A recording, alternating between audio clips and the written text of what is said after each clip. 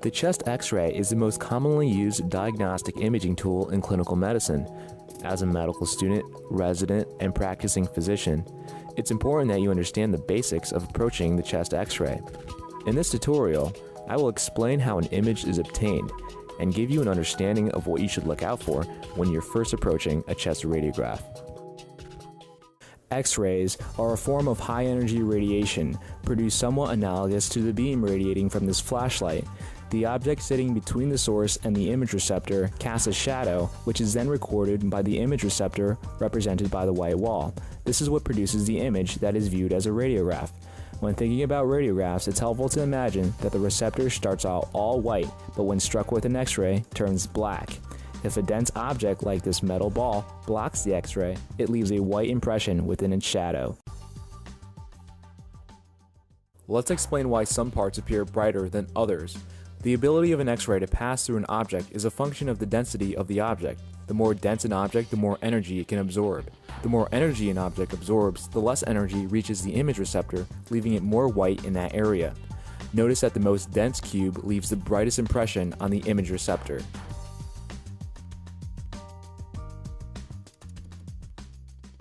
Just as denser objects will produce whiter shadows, a thicker object will have a similar effect. Here we have 1 cube, 2 cube, and 3 cube thickness from left to right respectively. Notice how the stack of 3 cubes produces the most white shadow, similar to the most dense cube in the previous demo.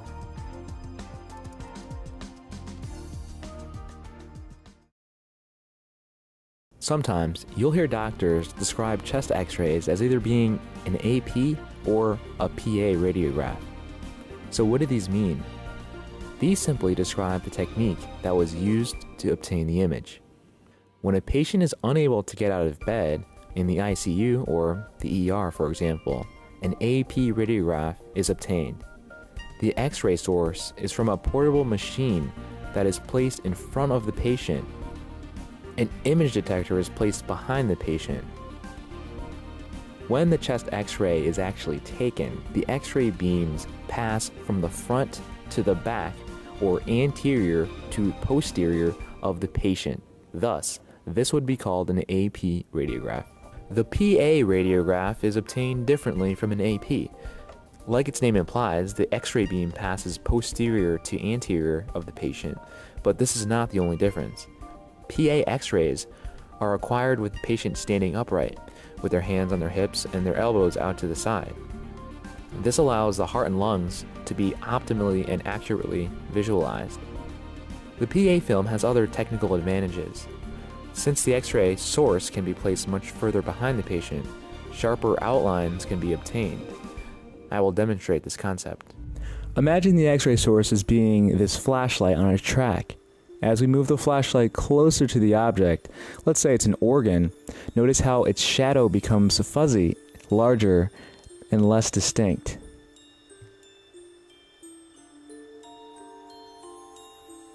As we pull it back, the shadow reemerges as being distinct, clear, and less magnified. So that's the idea.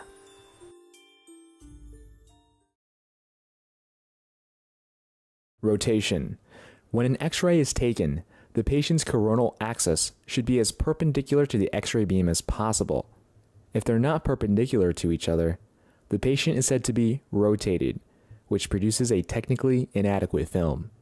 Let's demonstrate the concept of rotation. To help you understand the concept of rotation, take a look at this 3D diagram. The green arrow represents the direction of the X-ray beam as it passes through your tissues and strikes the image detector represented by the white box. The blue rectangular boxes are supposed to represent your clavicles, and the red line of cubes are supposed to represent your vertebral bodies. Now we're going to fly over. This gives us the perspective of looking the patient face to face, the same perspective that you get when viewing a properly displayed radiograph. This means, for example, that the right clavicle here is actually on the left, and the left is actually on the right. This is a standard view. Now take a second to orient yourself to the three views that we've provided. The first view, leftmost here, is actually a view from the top. You're looking down at the patient's head. The top of this box here represents anterior and the back is posterior. Now, the middle view gives us a more three-dimensional looking view that is from the patient's left shoulder. You're looking over it. The last view here on the right gives us the perspective that we just ended up seeing, meaning you're looking at the patient face to face. That means the right clavicle is actually on the left side and the left clavicle is actually on the right side. Now notice what happens when we rotate the patient a little bit. So if we rotate to the left, meaning that the patient's left shoulder, for example, is a little closer to the image plate than the right. If you notice here on this radiograph perspective view that the medial head of the clavicle appears to be closer to the vertebral body than the right side. So this is how you can actually tell if the patient is rotated on a chest radiograph. If you notice that the vertebral bodies or the line of spinous processes are actually closer to one medial head of a clavicle than the other, then you can tell which way the patient is rotated. For example, now that the patient is rotated a little to the left anteriorly, this is called a left anterior oblique rotation. So let's talk about why this is important to know. Take a look at why rotation matters.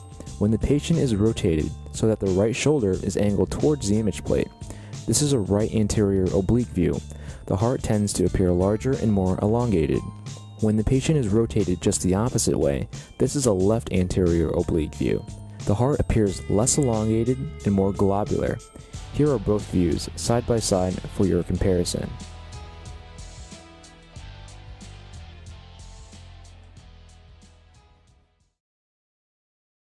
Let's run through reading a normal chest x-ray.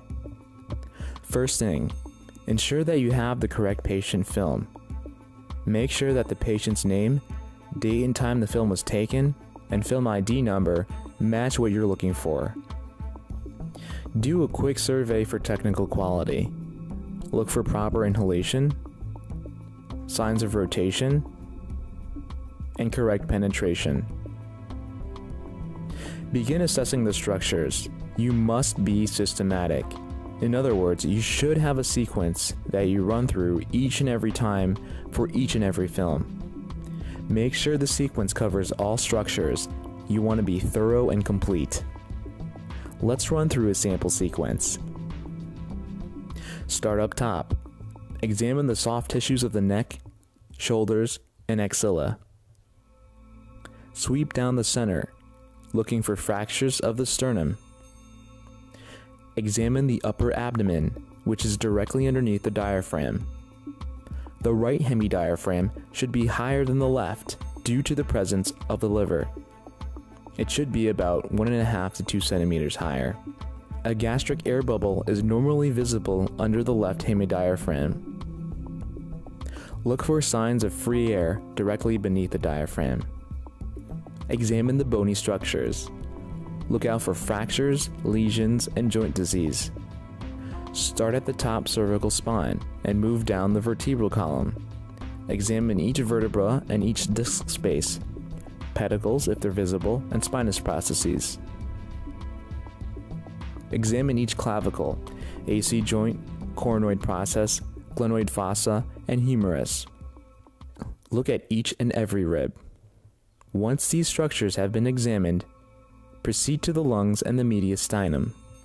Break down the lungs into horizontal thirds so that it's easier for your eyes to focus on individual sections. Examine each third for abnormalities. Examine the hilar structures and pulmonary vasculature.